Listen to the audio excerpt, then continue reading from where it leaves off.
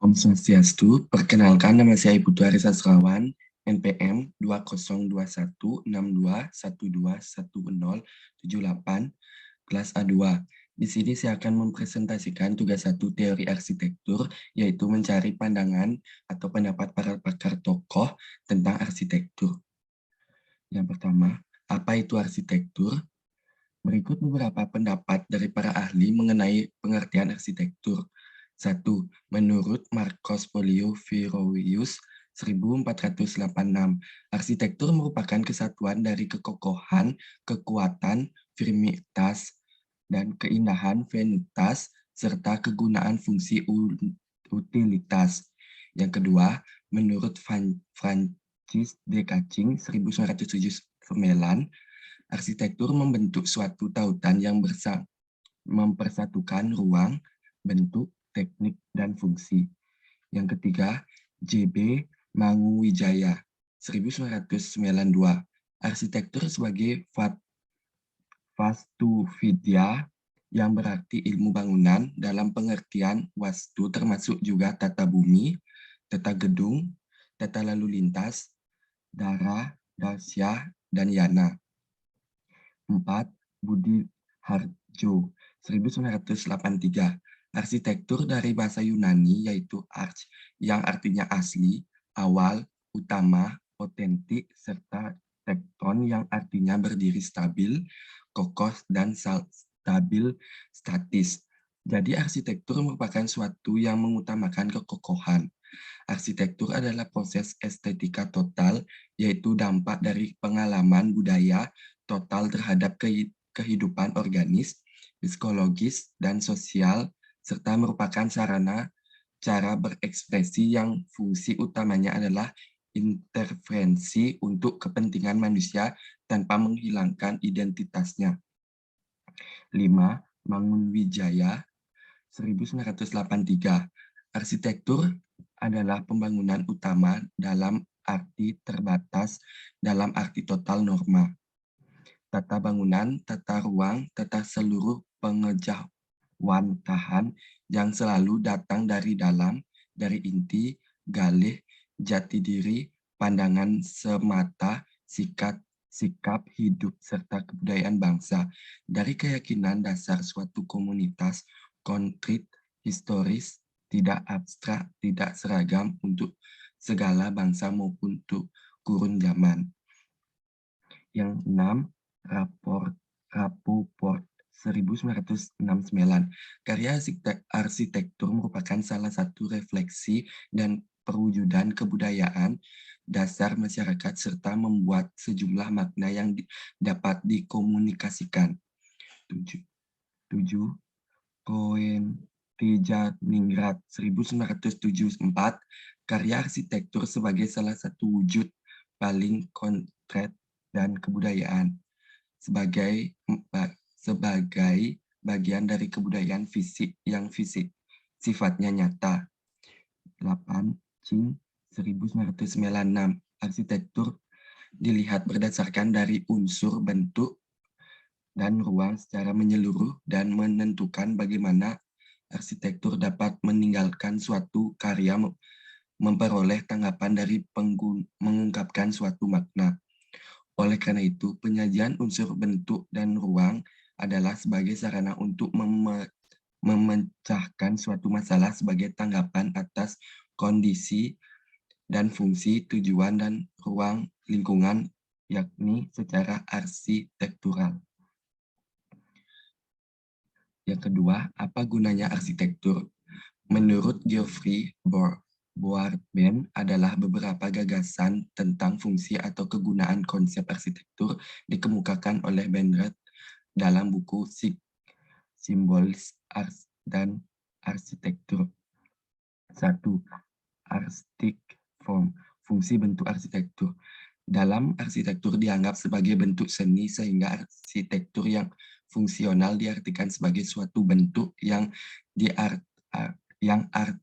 artistik dan memiliki nilai keindahan.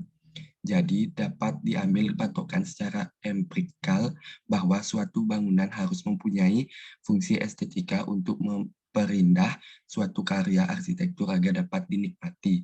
Kedua, kontainer, fungsi perwadahan. Pengertian kontainer ini lebih mengacu pada fungsi perwadahan aktivitas, dalam arti bahwa bentuk arsitektur yang fungsional secara fisik adalah suatu yang mampu mewadahi suatu kegiatan, aktivitas tertentu, sehingga penikmat dapat merasa aman dan nyaman. 3. Climate modifier, fungsi modifikasi kontrol iklim. Dalam kategorinya, fungsi ini lebih menunjukkan bahwa bentuk arsitektur yang fungsional ini dapat diartikan sebagai bangunan yang mampu mengantisipasi, mengontrol, dan beradaptasi dengan lingkungan fisiknya. Dalam hal ini adalah aspek iklim yang berlaku di sekitarnya. Arsitektur harus dapat menyesuaikan diri secara klimatologis dan lingkungannya karena kehadiran menurut fungsionalnya dari berbagai aspek termasuk iklim. 4. Environmental filter, fungsi filter lingkungan. Bangunan mampu beradaptasi dengan mengikut sertakan karakteristik dominan dan setidak-tidaknya dapat memberikan nilai tambah dalam meningkatkan kualitas lingkungan tersebut. 5. Behavior modifier, fungsi pembentukan perilaku. Dalam kajian perilaku ini, arsitektur atau bangunan harus berfungsi sebagai bentuk perilaku. Dalam tautan ini diyakini bahwa setiap olahan dapat dalam setiap bentuk arsitektur pada gilirannya akan mampu memodifikasi, membentuk, bahkan memanipulasi tingkah seseorang yang secara aktif berinteraksi dalam bentuk arsitektur tersebut. Capital investment, fungsi investasi modal. Pengertian di sini, arsitektur berfungsi sebagai suatu investasi modal yang mengartikan bahwa ada semacam tujuan untuk memperoleh manfaat atau nilai tambahan tertentu untuk keuntungan. Investasi yang dimaksud adalah suatu upaya memanfaat sumber daya, baik modal, alat, dan tenaga untuk menghasilkan keuntungan tertentu. Keuntungan yang dimaksud dapat dibedakan menjadi dua keuntungan, yaitu keuntungan profit dan keuntungan benefit. Keuntungan profit adalah keuntungan dalam hal yang dapat diukur, misalnya pengembalian modal investasi. Contohnya arsitektur yang bersifat profit-oriented, yang ini hotel, supermarket, bioskop, dan lain sebagainya. Keuntungan benefit adalah keuntungan yang sifatnya tidak dapat diukur dengan uang, karena berhubungan dengan peningkatan kualitas nilai-nilai dan norma kehidupan tertentu. Contoh arsitektur benefit oriented yakni bangunan peribadatan, rumah sakit, gedung, dan pemerintah. 7. Kultur simbolisation, fungsi simbol budaya. Dalam pengertian arsitektur berfungsi sebagai simbol budaya. Dapat arsitektur yang mampu mengekspresikan suatu budaya tertentu. Pengertian budaya dapat diartikan sebagai nilai-nilai norma mengekspresikan karakteristik suatu budaya. Gagasan, pola, tingkah laku, dan aktivitas, maupun artefaknya. Pengertian simbol atau lambang bukan berarti lambang yang dikemukakan memiliki kemiripan rupa ataupun sama dengan apa yang dikembangkan. Bagaimana membuat arsitektur? Perancangan adalah suatu kegiatan yang ditunjukkan untuk menyelesaikan masalah dan menghentikan kesimpang siuran. 1. Christopher Jones, Desain Methods 1972. Proses perancangan adalah suatu penyelidikan bagi metode-metode yang akan memiliki mutu perancangan. Kedua, Christopher Alexander, Note on the Aesthetic of Form 1964. Proses perancangan secara umum dipandang dengan dua cara. Penyederhananya bahwa Segala sesuatu yang ada di dunia ini terdiri dari komponen-komponen dasar, begitu juga arsitektur. Komponen-komponen tersebut dapat dibagi lagi menjadi lebih kecil atau dikurang sehingga menjadi lebih sederhana. Dari unsur-unsur yang kecil tadi, kemudian dikombinasikan secara layak untuk mendapatkan suatu penyelesaian masalah. Kecocokan bahwa komponen-komponen dasar di atas dapat dirakit dengan syarat kecocokan atau kepantasan demi memenuhi kebutuhan dan pemecahan masalah tertentu. 3. Christopher Alexander and Serga Resmaev. Yes.